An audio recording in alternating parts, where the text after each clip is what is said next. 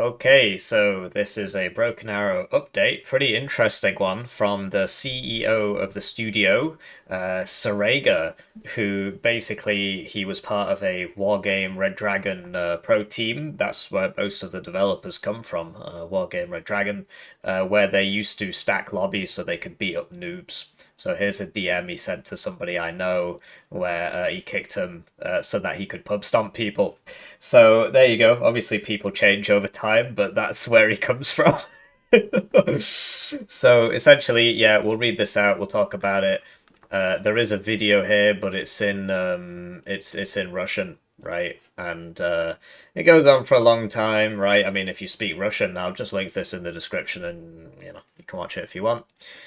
Otherwise, for the rest of us, we will read the words. So here we go. We've got a guy with no right hand, apparently, just sort of shooting with one hand. Interesting. Interesting. Hello, comrades. For those of you hearing from me for the first time, my name is Sergey Kuzmin. I'm one of the founders of Steel Balalaika Studio, and some of you may know me by my old nickname, Sarega Samara from Wargame Red Dragon. Here he is. Sorry, I want pub stomp. Some of you may also watch my Wargame Red Dragon videos roughly 7 to 10 years ago. Today, I want to talk openly and directly about the game and its future, just as things really are. So basically, the game's getting pounded on Steam recently. After he did this is a few days ago. I'm sorry I'm late. I don't really care about this game anymore. The reviews went up slightly, but they're still pretty low. Essentially, so a patch came out here, so there was 62% positive here, but it doesn't outweigh the 666 negative here. And so on a day-by-day basis, it goes from like 50 to that's 48 and that's 78. So it's about 50 to 60 on the general day, right? In order for this to go green, it needs to go above 70.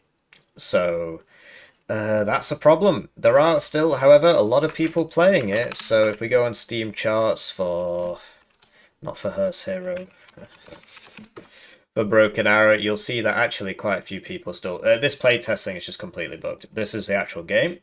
They do keep putting it on sale, right? So that's why it's going up here. Last 30 days doesn't matter because it's like reusing the same data as this, right? But the average is what you want to look at. Peak doesn't matter too much. So the average has gone up since June, but it's down since May. It's down since April. Basically, I think in April the DLC came out that was free. The next one you'll have to pay for, which is really depressing. They haven't said the price. They don't do that. So Broken Arrow, we didn't know the price until the game date came out. Because if you know beforehand, you get to complain beforehand, and they don't want people to complain. That's more of a publisher thing than a studio thing. The publisher are British, and as somebody who was born in Britain, lives in Britain, obviously I'm brown, so you can come up to your own conclusions whether or not I'm truly British. I can tell you that there's a certain level of mercantilism that you get with companies in this country where all they care about is money and ripping you off. And the perfidious Albion meme does hold true. So, so when I heard it was a British publisher, I was like, "Oh, great!" So yeah, they'll charge as much as they can get away with. I mean, it's a company's job to make money, right? The reason people are upset about this is because basically you either play as America or you play as Russia. It's supposed to be like NATO versus Pact or whatever they call themselves now. I guess it's not Pact anymore. So they added a DLC for America. It was actually the Baltic nations, right? But they're American client states. There's a lot of American units in there, and it was free. But the Russian one you have to pay for. Do you see the issue, right? That's like Warner whenever it releases divisions. Almost always it will release two at once, one NATO, one Pact, because otherwise people will complain. But yeah, they gave the NATO one away for free and they're charging for the Pact one. There's a lot of units in the DLC that were in the beta and they took them out of the game so they could sell them to you later, such as the MiG-31, which is not on these screenshots. So yeah, back to what he was saying. So that's why this statement has happened, right? Because they're trying to deal with the fallout of the negative reception of the game. So now that I've set the groundwork, I'm out of water. It's very sad. What happened before? Looking back at the new year, we spent too long trying to make the gameplay as comfortable as possible, primarily for newcomers. To achieve that, we reduced lethality, increased time to kill. So that's the opposite of this. You need to get that the right way round. Some people don't get that the right way round. Low lethality means things die slow. Increased TTK means things die slow. It's slowed down aim times and gradually moved away from the gameplay we originally wanted to create ourselves. Like I said, they were a Wargame Red Dragon pro team. In Wargame Red Dragon, you get like 7 or 8 times, or even 10 times more units than you get in Broken Arrow at once, and the trade-off is they die really fast. So I got my water, and before we get started, I need to explain basic RTS game design to you. Okay, so this is the gamer matrix. If you have lots of units, okay, and they die fast, it's not a problem because you've got lots of units. If you have lots of units and they die slow, it just kind of becomes a massive blob fest where if you have very few units and they die fast, that's incredibly frustrating because you've only got a handful of units and then they'll die, right? If you have very few units, they need to die slow, so you actually have time to interact with them. Regardless, I prefer a system where you have lots of units and they die fast, because it doesn't matter so much, right? Your unit lives, you get lots of units, you're pleasantly surprised. Your unit dies, you get lots of units, it's not a big deal, all is well. Your unit lives, you get very few units, okay, it's okay, right? But if your unit dies and you get very few units, I mean, it's very, very frustrating. And that's what Broken Arrow is, right? Initially, they went for, well, okay, basically, you don't get many units in Broken Arrow, okay? So they went for low lethality, which it makes sense, right? If you don't get many units, they shouldn't die fast, otherwise you just lose all your units and you lose the game, right? Europe has fallen. Yeah, and gradually moved away from the gameplay we originally wanted to create ourselves. Because the point is, these guys come from Wargame Red Dragon. If you haven't played it, I genuinely suggest picking it up. I don't get kickbacks from this. On sale, it's like £3. And you don't buy it full price. Wait for the sale. It goes like 80% off. There's still multiplayer 10v10 servers going. Right, you get loads of units, right? When they show you this, in Broken Arrow, it's staged and you never get that many units. In Wargame Red Dragon, you can do that. You get more units in Red Dragon than you do in Wano, right? In Wano, you get you get fewer units, but they die slower. Crazy, right? You can't have a situation where people are having fun, where there's very few units and they die really fast, or there's loads of units and they die really slow. It just leads to very poor gameplay, right? So, I always thought it was strange that Broken Arrow went for low numbers of units, because it's the exact opposite of the game these guys came from. We now believe that this approach has run its course. Thank God. Above all, player comfort should come from other areas, in-game tutorials, clear visualization of less obvious mechanics, and quality matchmaking that allows players to compete against opponents of a similar skill level and gradually learn the game.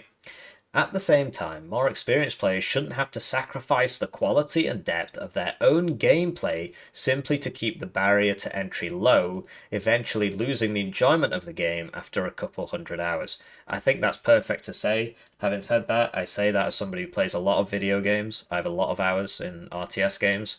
I appreciate that if you're like a gamer dad and you can play for 1 hour a night after the kids go to bed, you might not feel that way. I think that's fine. You want the game you want, I want the game I want. I think that's fine, right? However, it's fair to say that we can't simply change everything overnight. It's not only about the risk of rushing into fairly controversial hypotheses, but also about the fact that many people simply don't like change. That's how we ended up with the current model of a public test branch. So yeah, the PTE. Basically, the most recent drop in reviews, that big dip that I showed you when we looked at this a few minutes ago, this one was because they had the PTE, the separate environment. They had a bunch of changes in the PTE, and then when they moved them to live, they didn't move all of them. They only moved some of them, and the ones they did move, they changed. So the testing environment was sort of pointless because they didn't actually add the changes that they tested. They added new changes. So not only did they upset the people who enjoyed vanilla and didn't like the PTE, because they're like, oh, they ruin it with the PTE, right? they also upset the people who like the PTE because it wasn't actually the proper PTE changes. So that's why you had 668 negative reviews and 93 positive reviews for a 12% review score that week, right? And that's why we're getting these statements. They then reversed course and added some more changes here, and that was 62% positive because once again, the guys on vanilla didn't actually want the PT changes. They've really screwed the pooch on this. What has changed? Let me answer the main question right away. Who decides which changes make it from PT into production? Starting with patch 1.1.1 on July 30th, I am personally taking responsibility for all such decisions going forwards. I will base them on my own vision, as well as test results, statistics, and your feedback. Now, this is really interesting, okay? Because the game has a lead game designer, and the Russian guys, the studio is mostly Russian, but the lead game designer is French because he was a developer on Wargame Red Dragon, right? And so he combined his efforts with the guys who played Wargame Red Dragon to go and make Broken Arrow. I think it's a pretty inspirational story. They wanted to make their own game. They went out and they made their own game. I've got my own game. It didn't sell very well, but it has better reviews than Broken Arrow. So, so you got to give them credit, right? They wanted to see the change in the world, right? I got Hurt Hero, bro. It's got 100% positive reviews. I'm a good person. I'm a good person. So I got a lot of respect for that kind of mindset. Now, the weird part, of course, is that so all the Russian fans blame the French guy. They say he's the reason that the changes were changed when they were moved over. He's the guy holding the game back. He's the guy trying to make things die slow. I mean, he is the lead game designer, so if it's anybody's fault, it would be his. I'm trying to find the credits. That's why I launched this, right? Here's the guy we're listening to. Here's the creative director, Felix Habert, and he owns part of the company. So obviously the Russian guys are just like, it's this guy's fault, it's this guy's fault. Sorry, my glasses are a bit blurry. But they would, because, you know, they're just backing their guy, right? So we don't really know. Because look at all these Russian guys, right? And Bender from Futurama, right? So are they just backing their guy? But at the same time, like, he's literally called the creative director, so if it's anybody's fault, it's his, okay? But now he's been kicked to the curb by the CEO. So that's interesting. Yes, this is a fairly difficult process. Changing the course of a project that has been evolving for many years is never easy, but I'm convinced that this is the right direction. The only right one. The idea behind this new approach to game design is actually quite simple. Every unit is sufficiently effective within its intended role, while the right decisions made by the player provide a significantly greater gameplay payoff. In practice, this translates into 3 current areas of work. So basically, he's, you know, the other guy owns part of the company. So this is really interesting. Gameplay improvements. All major changes will go through PTE. I mean, that was what was supposed to happen. But basically, the PTE was ran by different guys to this FLX guy, okay? And when it came time to move the changes over, for whatever reason, all the changes got changed, right? And so people think it was because of this Flix guy. We don't have hard proof of that, but it's literally his job. So we are continuing to work on increasing lethality, tactical depth, the predictability of game mechanics, and the balance between different ways of engaging the opponent. So I just want to highlight the gamer matrix, okay? If you're going to make things die fast, you got to give us more units. You gotta give us more units if you want things to die fast. Otherwise, I've got like in Broken Arrow, you have like 10 units, right? In Wano, you can have hundreds because there's no cap on the income. But generally, you'll have like 50 to 100 in the average 1v1 game at any one time. If they, you know, because you constantly buy new ones, but they tend to die. So about 50 to 100 at any one time. Broken Arrow, you get about 10 to 20, and in Red Dragon, you get 100 to 150. Like, it is more. Because the units are cheaper, but they die even faster than they do in Wano, right? So this is very, very straightforward. New content. We decided to split the DLC release into 2 parts. New units, maps, and a couple of co-op missions will be released in August, while the single-player campaign and the remaining content will follow in the fall. This is autumn for people who can speak English. This approach will a leaf fall down, yes. This approach will allow us to release content updates more frequently without tying them to the lengthy development of the campaign missions, while also giving you the option to not purchase the full DLC if you're only interested in part of it. So that is interesting. The majority of RTS players only play single player. That's something we all forget. Like I've got like 4,000 hours in one on multiplayer. I hate the single player. I think it's terrible. I am a minority, and not just because of the color of my skin. So you need to keep in mind that the single player stuff is like a lot of people just never play multiplayer. Um, so making the single player stuff separate is a good idea for them. It's not a good idea for the studio because those people won't buy the multiplayer stuff. So that's why you package them together so you can sort of get people to buy it even though they only want half of it. Anyway, um, we're also giving you the option to not purchase the full DLC if you're only interested in part of it. That's a good thing for us, the consumer. So okay, that's good. Technical debt. Game performance has noticeably improved over the last couple of patches. It has. It's still terrible, but I get like 20 more FPS than I used to, so that's good. And campaign saves and replays will be added in upcoming updates. Yeah, so there's still they added spectate recently. They also more recently, the day after this, added the ability to check what weapons the enemy has. Right, I've got a video on that. It'll be linked in the description. You couldn't check what weapons the enemy had. You couldn't view their stats on their units until 2 days ago. Only been asking for that for like multiple years, but anyway. We're also continuing to work on network stability, quality of life features, and other technical improvements. So yeah, back to the thing, like there's a load of people who only play single player and they're like, where's campaign saves? The thing with replays is that it's really hard to like cover tournaments and stuff like that without replays. Also, the game is absolutely full of cheaters. You can go on the Russian version of Amazon and the Chinese version of Amazon. I mean, it's more like an online stores, right? I'm trying to think of a suitable alternative. Uh, like their version of Steam, but it's just for like general programs and stuff. And you can just buy hacks.